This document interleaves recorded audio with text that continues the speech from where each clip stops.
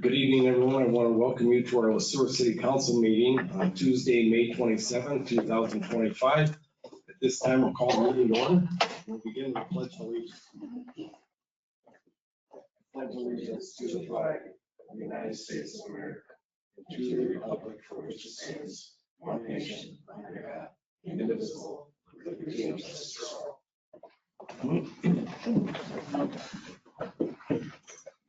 Council members who were all presented with your packets over the weekend, hopefully you had time to look them over closely, reach out to Mr. Warby with any questions.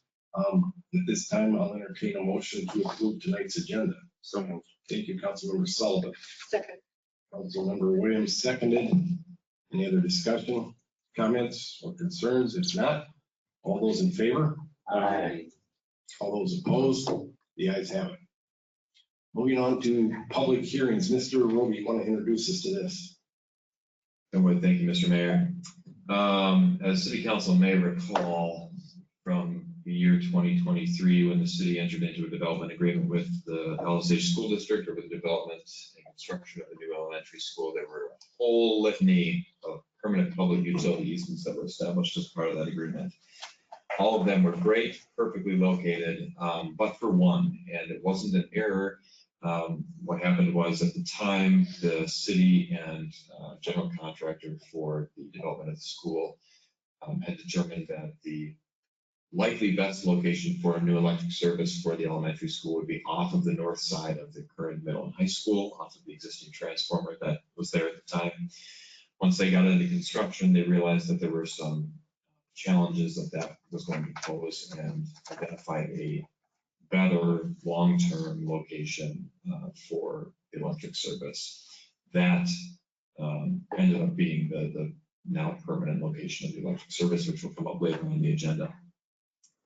So as a best practice, the city staff are recommending the city council consider vacating the easement that was established, because there is nothing in that easement, and we rather avoid getting 20 years down the line and having an easement that doesn't have anything in it. Because the staff can attest to that does happen from time to time. Before City Council consider the vacation of any permanent public utility easement, it is required to hold a public hearing. And so at this time, Mr. Mayor can certainly answer any questions. Otherwise, Mr. Mayor, I would ask that you look for a motion to open the public hearing. We certainly will. Anybody have any questions before I enter the motion or ask for a motion? If not, I will entertain a motion. Thank you, Councilmember Sueur. Second, Councilmember Sullivan. Any comments, concerns? If not, all those in favor? Aye. Anybody opposed? The ayes have it. We are now ready for any type of public hearing. I don't know if we have anybody. Going once, going twice. Nobody. With that, I will entertain a motion to close this public hearing. So moved. Thank you, Councilmember Sullivan. Second. Councilmember Schleter seconded. Any other discussion, comments, concerns? All those in favor? Aye. Anybody opposed? The ayes have it. This public hearing is now closed. Moving on to presentations. Mr. Roby, you want to introduce our presentation for tonight? I would. Next, I'm going to turn it over right away to Public Services Director and Safety Coordinator Foster Transport to introduce our presenter tonight. Hello, Mayor, Council. This is something I'm really excited to talk about. It's energy efficiency. Energy efficiency is something that we work diligently at, and we're trying to always save money here at the city. And one thing that we've been working on is energy efficiency at the wastewater plant. And when I was a wastewater manager there, we worked with the Minnesota Rural Water Association, Paul Hessian, on energy efficiency. And one thing that we're looking at is how we can save money with the blowers in the aeration basins. And so with that being said, we realized that we were way over oxygenating, and when you're over oxygenating with a blower, it ends up you end up using a lot of electricity. And so we contacted the initial blower company, or the blower company that we have with the centrifugal blowers there, and we do have VFDs. VFDs are very variable frequency drives, and what they do is you can actually turn down the amount of energy that's applied to the motor and be able to lower the amount of energy that's being used on those blowers. But even though we have the VFDs on those centrifugal blowers, they're not set up to have VFDs. I think that at the time they're just purchased as soft starts. So then we reached out to the University of Minnesota, Minnesota Technical Assistance Program, and we did some wastewater treatment energy efficiency training. That was in spring of 22. And the number one idea they had was for us to install a new smaller aeration blower. So that was great. But then towards the end of the cohort, there was a offer that we could reach out to the Environmental Protection Agency, and they had an industrial assessment program. And so I reached out to them, applied, and we had the University of Lincoln, Nebraska came to our facility in August of 2022. And among the recommendations, their number one recommendation was to, again, install a new blower for the aeration basins. And so we added a blower replacement to the 2023 capital improvement plan. And then in February of 2023, we posted a request for a statement of qualifications to provide engineering and technical consulting services for water and wastewater services. So long story short, we interviewed several firms and we selected AHUS as Advanced Engineering and Environmental Services. So I'd like to introduce you Mike Saunders. Thanks, Foster. Yeah, so I'm just going to give a little bit of a presentation on the process of how we selected a blower, and then I'll show some results on the energy savings it's saving the city. Cool. You should probably look at that. Next one. So this is the wastewater treatment plant, just an image from Google Earth, and I'm going to be kind of referencing a couple of these areas, but the blower room, the aeration basins, and the chlorine contact tank. So in the blower room is where the blowers are.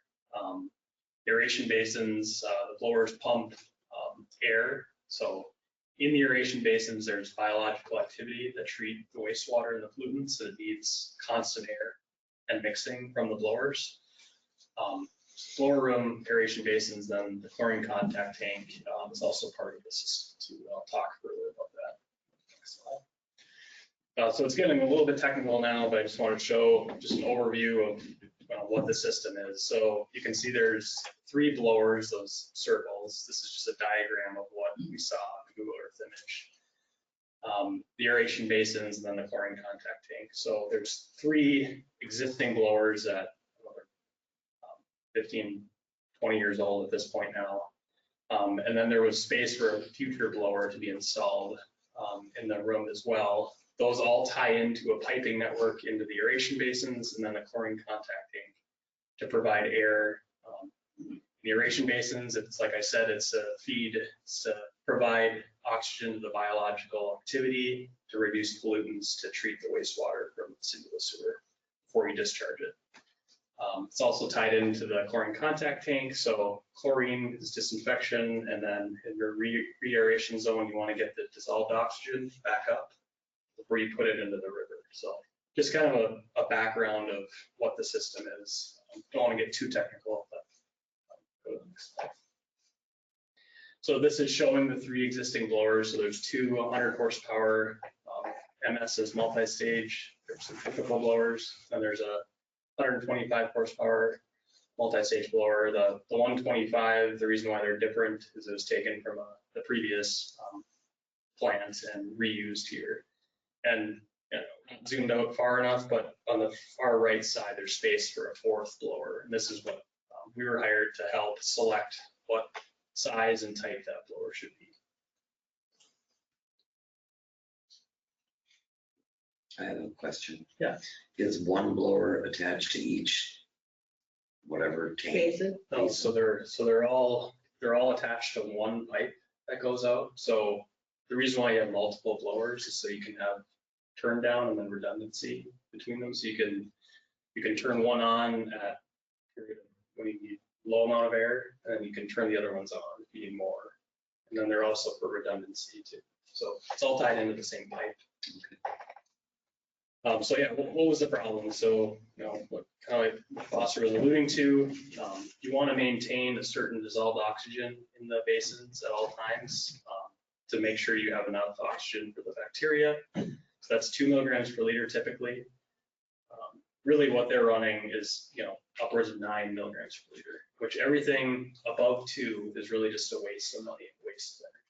So there was really no way that they could get that turned down enough with VFDs and turning down the blowers or even choking the inlet to reduce the airflow. There wasn't a great way to turn that down without a new blower technology. So yeah, insufficient turn down capability and then leading to just wasted energy that you're just pumping into the tanks.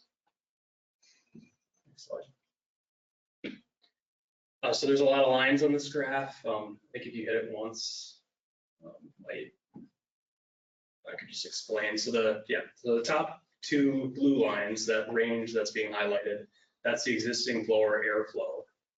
The orange line that's going up and down, that's what we're estimating is the airflow required for the loading during that time. So it goes down, that's from 2018 to 2023. So you can see that you really want that blue range to cover that orange line, so you can turn down to what you actually need. And this really just illustrates that you don't have that turn down capability really at all. I mean, there's a peak time in 2018 where you kind of hit, you're in that range, but it's just, you're very limited to how much you can turn down. And this isn't necessarily a bad thing. It's just, you're getting the treatment you need. It's just wasted energy, like I've said before. That's the main, you can kind of click ahead here. That's the main point I want to take away from there. That's the potential aeration turn down that essentially you're missing out on with what you have now. Skip ahead and keep skipping. So we put together a technical memo a report to compare different technologies. So this graph shows the kilowatt consumption and then the cost per day to run that blower at the average airflow that you need at the plant. So we looked at a turbo, so turbo is a turbo centrifugal blower, a screw hybrid, different type of blower that's a different technology. It's a positive displacement blower hybrid. So, and then we looked at a positive displacement, just a standard positive displacement blower. And then the existing is what you currently have there. So the existing is one blower running at the minimum airflow. So you can see the cost per day above $160 per day, just to run one existing blower, and times that by 365. You compare that to the turbo blower, which is below $100 per day. You're saying, you can see the potential savings there. New blower. So just kind of skip ahead. We went ahead and selected the turbo blower. The main reason for that was the efficiency. Turbo blowers have actually come a long way in their technology. It used to be 20 years ago, they had some issues with some failures, but they've gotten a lot better. It's essentially the same type of blower as what you have, but it runs at 36,000 RPM. So very fast and very efficient. You see on the left side, that's a rendering from our Revit software that we use to put the bid drawings together with the contractor. You can see kind of the difference of what they look like. A lot smaller footprint with the turbo. Everything's just enclosed into one box, the controls, the VFD, the motor. You can see a picture of what that turbo looks like on the right side. That was installed this past summer and put into operation in September, so September 2024. And now the exciting part. So this is, I don't know, maybe a year, over a year's worth of data. So this graph is showing power consumption and monthly power cost. So you can see the red line illustrates when that new blower was installed and put into operation. I mean, you can kind of visually see both the power consumption, and then obviously the monthly power costs, like you can visually see it had gone down. So I think the next slide. So just to give an overview on the energy savings. So we started up the blower in September 2024. Overall, so we averaged that data before that started and then averaged the data after. It's a 30% reduction in energy. An annual savings of almost $30,000 per year. So $2,500 per month. The overall project cost with our engineering and everything, installation and the blower was around $250,000. So payback period of 8.6 years. So, maybe not a private equity firm would invest in that, nor they're looking for like a 2-year ROI, but for a municipal project, this is pretty good. So in 9 years, not only did you have to do something, you have to put a new blower in there at some point, but you're going to pay that back in 8 to 9 years, just with the energy savings alone. I have another question. Yeah. Is this somebody else, not us? No, this is you. So Yeah. you already do have a blower in. Yeah, it's already installed. Yep. Oh. That's it. Yeah. At your wastewater plant. Yep. I got a quick question. Does that turbo blower work in conjunction with the other three, or is the other three being used right now? Right. So right now it's being used. That is the only blower being used, and the other three are used as backup. Okay. So that's kind of one of the next steps we'd want to look at is potentially replacing one of the other three as a backup. And you also want to, we're putting a lot of run hours on that new blower. Eventually you want to put a new one in so you can kind of balance out the run hours. But that's kind of the next step. So yeah, I think the next slide is the next steps. So what we would recommend is, begin planning for replacement of the remaining blowers here at some point. So they are a bit, they are 20 years older. They still work, but you do want to have some sort of redundancy to that, an equal technology to the blower we just installed. If we were to replace one of those other three blowers, do you need one of those turbo blowers to equal one of those? So I'm pretty sure, so that might be, I don't want to speak, but I don't think they've had to operate any of the existing blowers at all. That turbo blowers handle basically the whole range of loading that's come in. So that's great, but you also, you got to have some redundancy to it. And you could kick on the other existing blowers if your loading goes above the capacity of one. That hasn't happened yet. But I would just at some point recommend to replace those because it's an aging technology. They are 20 years old. They're going to fail. And if they just sit there, you're going to want to operate them once in a while. But even just you're putting all the run hours on that one blower, you want to even that out. We would recommend putting a similar technology and size in there as a backup. So what's the lifespan on the turbo? The typical lifespan of a lot of these, 20, 30 years. Does that depend upon the run hours? Yeah.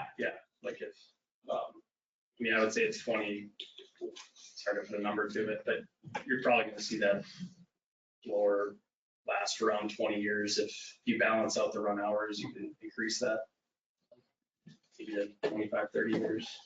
So this new blower wouldn't be like a backup, it would be like use this one and then use this one. Yeah, so normal, like the normal operation or control, like you'd run this blower for 24 hours and then you'd switch over to the other one, run that one for 24 hours just to give them a break and then also just even out the run hours between the two. We do it similarly with our lift station pumps, do the same thing where we have redundancy with our pumps. And so we'll run one for 24 hours and we'll run the other one for 24 hours just for redundancy, but also to keep the run hours the same, not overuse one pump versus the other. Same with the blowers.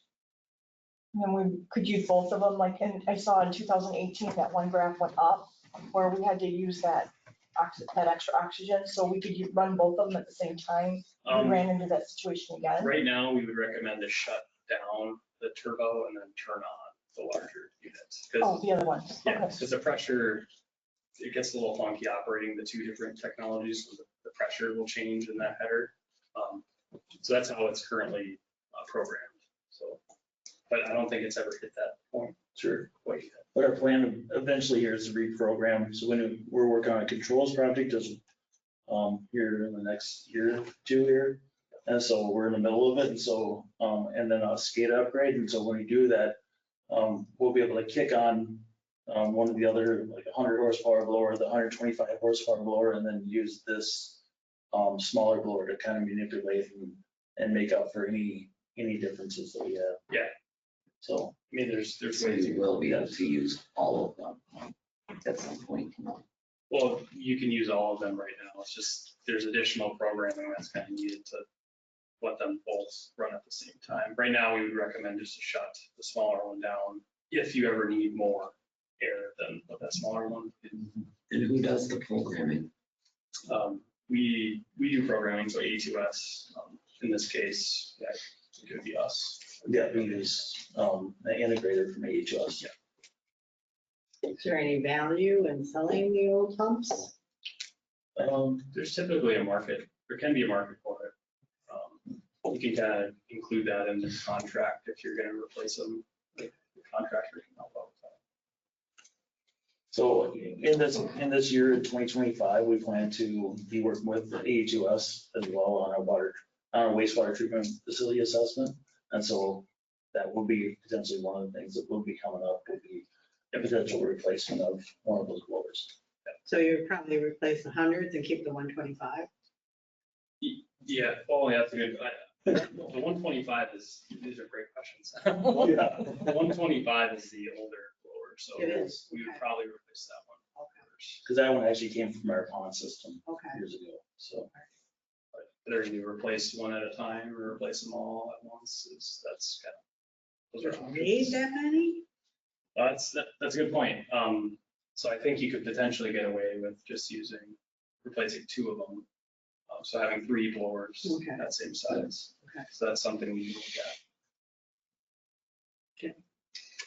And a couple others that we're also using those blowers to maintain a minimum mixing in the basin. So you can only turn the blowers down so much before you go below that mixing level.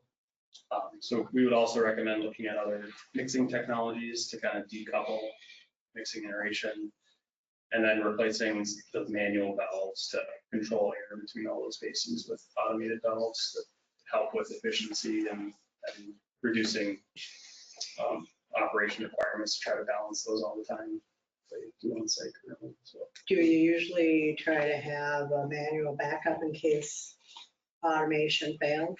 Yeah, I mean, that's kind of built in to Okay. those automated valves. You can cycle them, open or close.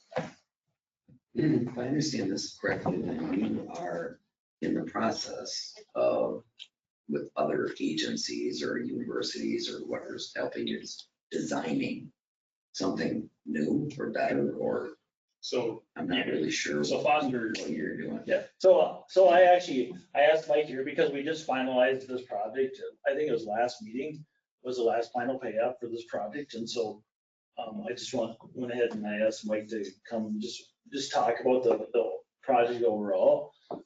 But yeah, we are in the middle of, we're getting close to the 20-year mark on the facility, on the wastewater treatment plant facility.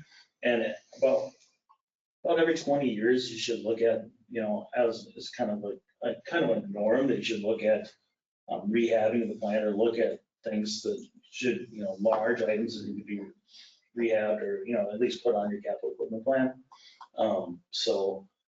But we try to prolong things as long as we can by doing regular maintenance and having asset management plan.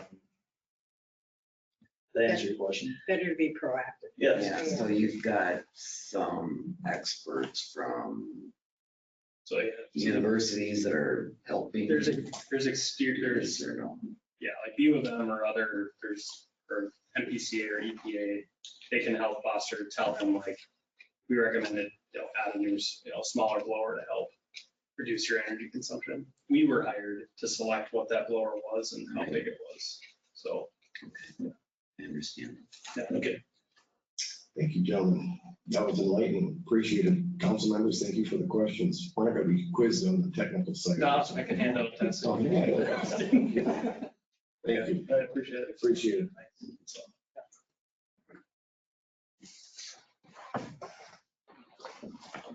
Moving on to consent agenda, Mr. Roby, you want to review these items with us? I would, thank you, Mr. Mayor. A few items tonight. First is approval of city council minutes from the May 12th, 2025 regular meeting. Second is approval of disbursements through today. Included in those items, disbursement of 3 over $25,000. The first of which you will see appear on the regular agenda. That is to the Sueur County Highway Department, which is payout number 1 for the CASA 36 improvements project, $3,062,283.50. Second to Niagara Power Transformer. This is for the transformer purchased as part of the electric utility Main Street substation improvement project, $686,309.09. And finally, to Bolton Mank Engineering for the 2025 street utility improvements project, $48,816.45. Item C, approved liquor license renewals for 2025. Item D, approved Main Street closure application for Giant Days kickoff. Item E, approved Main Street closure application for the Joint Forces motorcycle ride being hosted by Bar. Item F, approved in-kind requests and which includes resolution R 2025-032 related to the first ditch fly-in event. And item G, the personal actions, hiring of 2 public works and facilities operators to fill 1 current vacancy and 1 upcoming vacancy. Thank you, Mr. Roby. Anybody have any questions regarding these consent agenda items? If not, I will ask for a motion to approve tonight's consent agenda. So moved. Thank you, Councilmember Sullivan. Second. Councilmember Schleter seconded. Any other comments, concerns? If not, all those in favor? Aye. Anybody opposed? The ayes have it. Which takes us on to public comment. I don't believe we have anybody signed in tonight. David, you want to take a peek there? No. Okay, thank you. Which takes us into the city administrator's update. Mr. Roby, what do you have for us tonight? Just a couple things, Mr. Mayor. First, I'm excited to welcome all our new pool staff. This year, we're planning to open the outdoor pool next week. We're still in the process of working with the contractor on relining that pool. Right now, the planned open date for the outdoor pool is June 2nd. There's a possibility that because of some weather delays, we may have to push that back, but we're not sure yet. We're hoping for some positive weather the rest of this week, and we'll get that inspected at the end of this week or early next week. And then finally, I do want to speak very briefly to some of the frustrations that were experienced by some of our community members this past week at the citywide cleanup event. We've spoken to a number of community members who were turned away, and I would like to apologize for that. That certainly was not the city's plan. There were some logistical complications on Waste Management's part, and we're in conversations with Waste Management about how to resolve those in the future. The short answer is they ran out of room in the trucks, and it was noon o'clock, and there was no time to go and empty the trucks and bring them back. So again, we've spoken with a number of members of the community and apologize for the frustration. There are some lessons learned here from a city standpoint, and hopefully from a Waste Management standpoint as well. That's all. Thank you. Anybody have any questions? Very good. That will take us into the regular agenda, and we'll start with item 9A. That'd be the second final reading of ordinance 615. As council will recall from the last meeting, the ordinance 615 addresses the governmental fee schedule. Staff recommended the addition of 1 additional line to the special event fuel rate, which would allow city council to set a special event fuel rate by resolution going forward. City council did waive the first reading on May 12th, and the ordinance is back for its second reading tonight. Thank you. Anybody? Otherwise, if anybody thinks the second reading needs to be read at 6:15, you get to read it. Otherwise, we can entertain a motion to waive the first reading. Make a motion to waive the first reading and second reading. Thank you, Councilmember Schleter, seconded by Councilmember Nixon, to waive the second reading. Any other discussion, comments, concerns? If not, all those in favor? Aye. Anybody opposed? The ayes have it. That takes it into 9B, Resolution R 2025-031, which will be a summary of the publication for 6:15. We've brought the similar resolutions to city council before. When the city council passes the second reading and final reading of an ordinance, it has the obligation to publish that in the official publication of the city, which is a Henderson Independent. Thank you, Beth, for being here.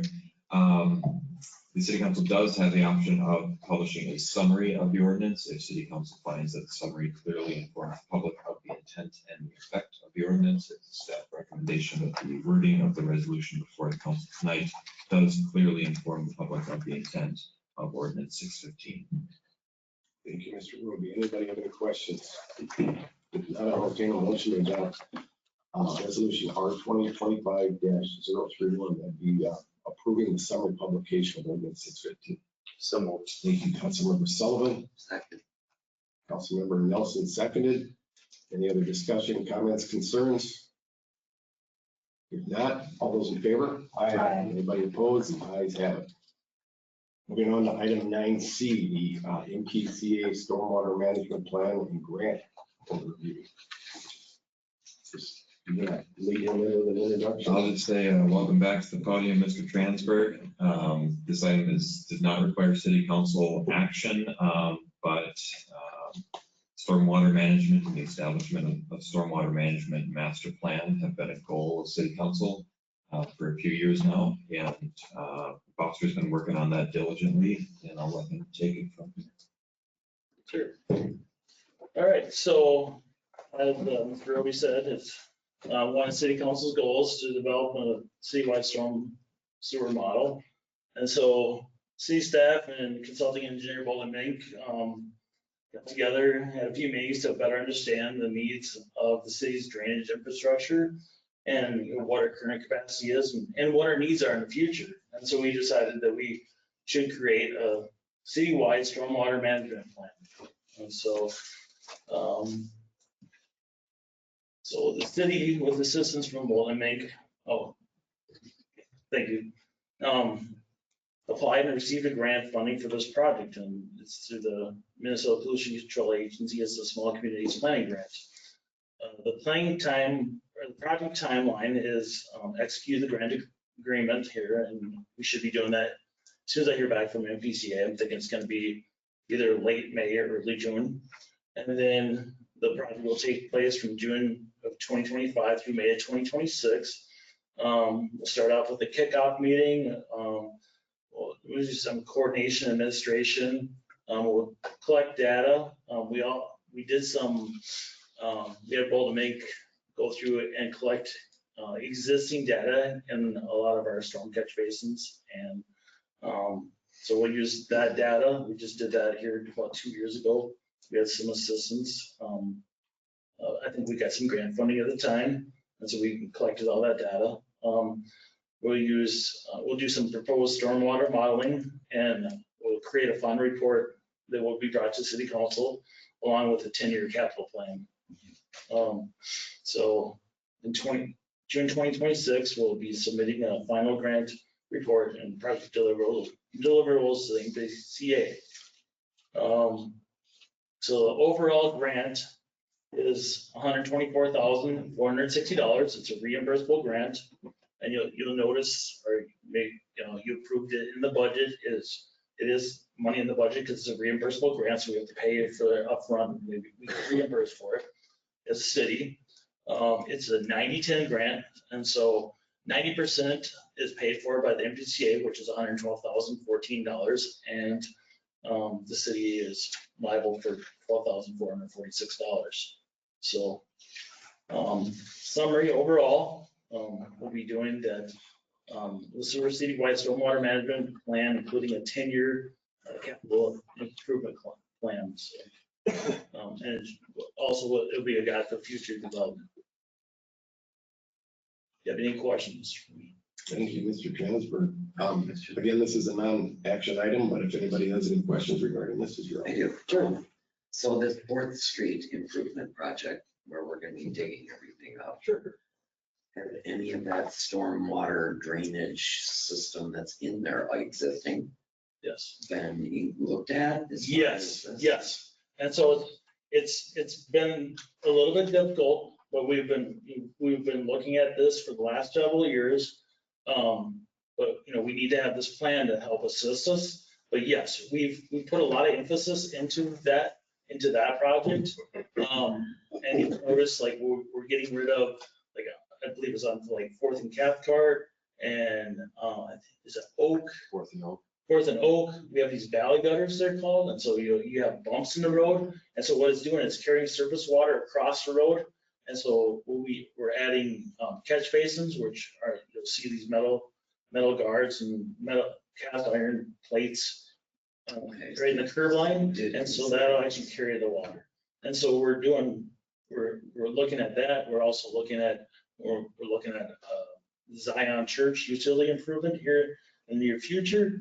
And we're doing the same thing there. So we're working diligently to try to get ahead of this, but this plan here will help assist us and really give us guidance as far as, you know, where we can put that stormwater, because it's definitely an issue. There's definitely issues in town where there's no way to control stormwater currently. And there's places that hold a lot of water, or there's other places that there's undersized storm sewer. There's undersized, we don't have good pond areas, and, you know. So the data they collect, Yes. what is included in that data? Is it stormwater amounts? So we'll be looking at depth of stormwater. Okay. We'll be looking at pond size. We'll look at the size of storm sewer conveyance pipes. Like if Okay. it's 8-inch pipes, or if they're 12-inch pipes, if they're 24-inch pipes, are they too small? Are they undersized? Yeah. As the city grows, what will that look like? You know, do we need to change the elevation as far as how we're conveying the stormwater, so that we don't need to add a lift pump in the future? Because anytime that you add a lift station, it costs money, as we talked about before. So just trying to looking at things from a wide lens, like a bird's eye view of the city, and say, you know, how can we solve things? Look at it from a bird's eye view, but also look at it from an underground perspective, and understanding the aid of our infrastructure as well. So currently, where does the stormwater go? So a lot of our stormwater goes across Elmwood, and then goes over to Kingsway, and kind of out to the northeast side of town, and then into the Sueur Creek. And then, Oh, you don't put it right in the river, no, down the hill, no, big pipe. Shoot it no, out. no. No. No, when we did South Main Street, we really looked at that, and we looked at how we could convey that water better. And so we added sumps into our manholes, and that's something we're looking at on that new development on the south side of town as well. We're gonna add sumps in there. What sumps do is they actually collect materials in there, and so we can clean those out as we can maintain them yearly, so that those solids, leaves, garbage don't make themselves directly, or don't make its way directly into the Right. river. We can actually collect it and get rid of it. But is it okay to run the water into the river? It's storm. Yeah. Yep, it is. But we try to clean it up the best we can. Yeah. And this plan will help assist with that as well. So even though we're a city of 4,000, cities that are 10,000 or above are required to have a MS4 permit, and it's required by the state. And so with the MS4 permit, they have regulations as far as what's needed to be done before you send stormwater into the river.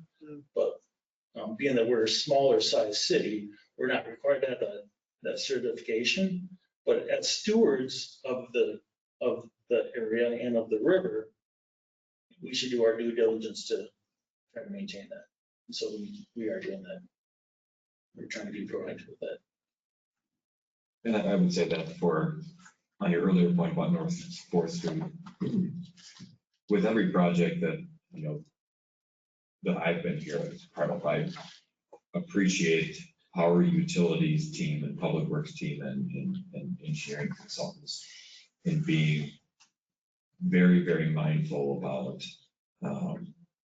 trying to make the improvements to stormwater infrastructure not only about the area that's being reconstructed or the area that's being developed, but how it feeds into the rest of that system and how, as the city grows outward, in which directions, how big does a pipe size need to be here? If we expand to the south, and that water needs to be conveyed this direction, we need to upsize those pipes a little bit.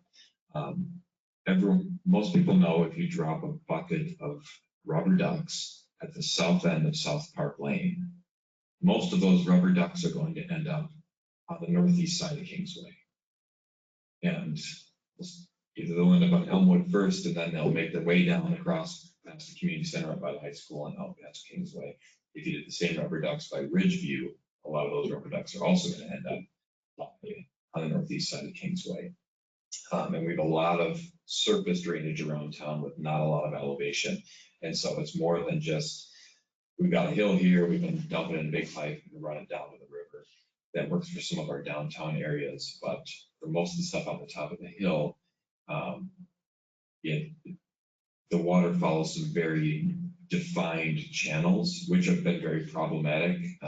Council will recall from the Ridge Road development, I would wager 70% of the engineering and discussions we had about that development were not about the houses themselves or the need for the housing, but was about what are we going to do with the stormwater here.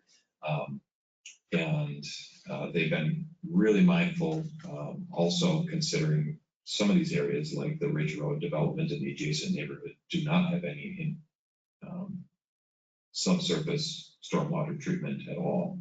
It all runs overland. North 4th Street is the same. There's no subsurface storm sewer north of Ridge Street, I believe, maybe Swan. There might be some on Swan, but otherwise the rest of North 4th Street doesn't have anything, so it all runs overland. So this plan will, yes, we're doing these projects while we're getting into this plan, but trying to be mindful of how will these projects fit in the broader context of this plan? What do the watersheds around town look like?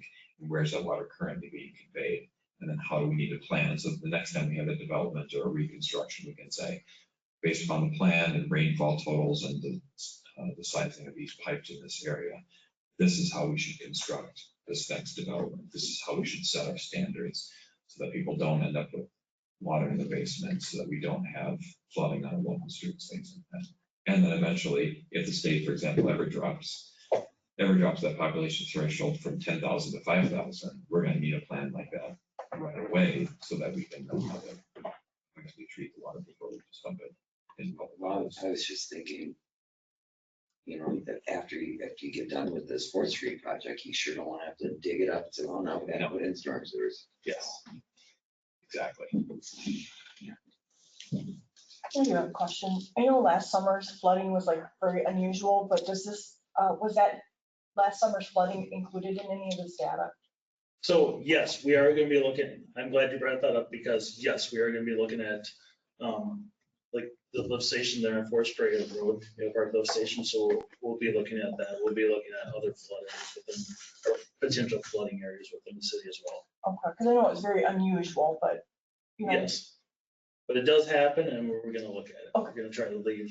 I'm going to try really hard to, turn over every stone and really, you know what I mean? So, Be proactive. yeah, be Okay. very proactive. Thanks. How much subterranean or, below ground, water, waste, or stormwater systems are there in town?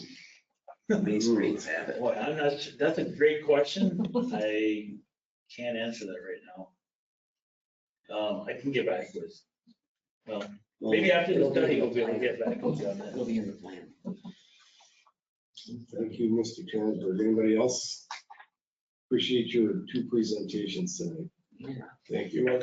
Thank you.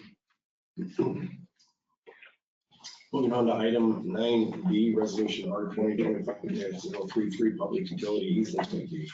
Mr. Rowe. There it is again. There it is again. The unused easement. Considering the successful public hearing tonight, I don't think there's much I need to say about this. But the school would prefer if we vacated this easement. We have no need for it. So staff would prefer if we vacated it as it is right now. Thank you. With that, I'll entertain a motion to adopt resolution R 2025-033 as presented. So moved. Thank you, Councilmember Sullivan. Second. Councilmember Williams, seconded. Any other discussion, comments, concerns? If not, all those in favor? Aye. Anybody opposed? The ayes have it. Moving on to 9E, that'd be resolution R 2025-034, the public utility easement agreement. So per the school's request, we would consider the adoption of a new easement for the electric service at the same time that we vacate the old one, which is entirely fair. So we'd be pleased that City Council vacated the old one before adopting a new one. The diagram on the screen shows the proposed easement area for what is now the electric service to the new elementary. And it runs from the western property edge of the school all the way along the grass line. It's hard to tell on this image before cutting over to the transformer on the new elementary school. This was decided in person on site while construction was taking place at the new elementary school. There was a verbal agreement at that time that the easement would be established after the electric service was put in because they needed to get the school powered up and didn't have time to drop an easement. The school district has executed the proposed agreement, which was drafted by City Legal Counsel, and if adopted by the City Council, this will be reported to the property. So who owns that land? The school owns the land. The city would have right to access the 20-foot easement area for public utility purposes. Very good. Anybody have any questions? If not, we're looking to solidify this agreement, which is to adopt resolution R 2025-034 as presented. So moved. Thank you, Councilmember Nelson. Second, Councilmember Williams. Any other discussion, comments, concerns? If not, all those in favor? Anybody opposed? The ayes have it.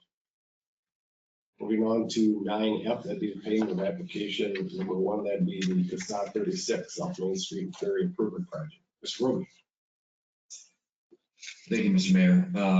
Normally payment applications do go on consent agenda, and while I do, in my opinion, I believe this is a standard item that could in theory go on consent agenda because we are contractually obligated to pay the highway department for our share of the Casad 36 project. $3 million is an awfully large payment application to go on consent agenda, so here we are.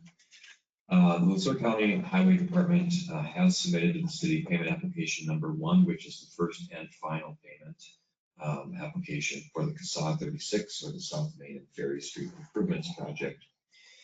The origin of this project, it dates back formally to 2020, although conversations between the county and the city preceded 2020, when the city and county signed a memo of understanding, effectively mutually agreeing that Casad 36 needed to be improved. The city acknowledged that it wanted to get in and do utility work and pedestrian improvements at the same time. Bids were received in early 2022. Upon the bid received, the county and city signed a cost participation agreement, which effectively outlined the financial obligations of both the county and the city for the project. The county was the contract holder on the project, so all of the periodic payment applications for the project went to the county engineer's office. They made all the payments, and then they sent us a final bill at the end of the project. City Council approved acceptance of the work in October of 2024. We are still under warranty period for some of the work. There was a buckling of the sidewalk a few weeks ago on South Main Street that is under warranty. The project overall came in under budget. And the payment application in front of City Council, again, includes all of the city share of the costs, including construction and engineering work that went into the project. Thank you, Mr. Roby. Does anybody have any questions regarding this payment? Otherwise, I'll, We have the money. We do have the money, so the city, yes, so the city issued a bond to pay for the city share of the project. And I hate to say it, Mr. Graff is ready to pay this bill, but Mr. Graff is ready to pay this bill because we have the money. good question. And Mr. King, Commissioner King is happy for us to pay this bill as well. With that said, I'm looking for a motion to approve payment of application for the CASA 36. So thank you, Mr. Sullivan, for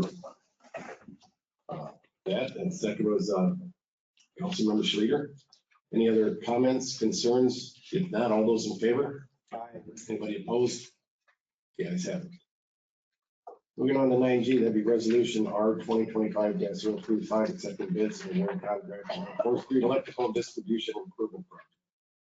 Mr. Roby. Thank you, Mr. Mayor.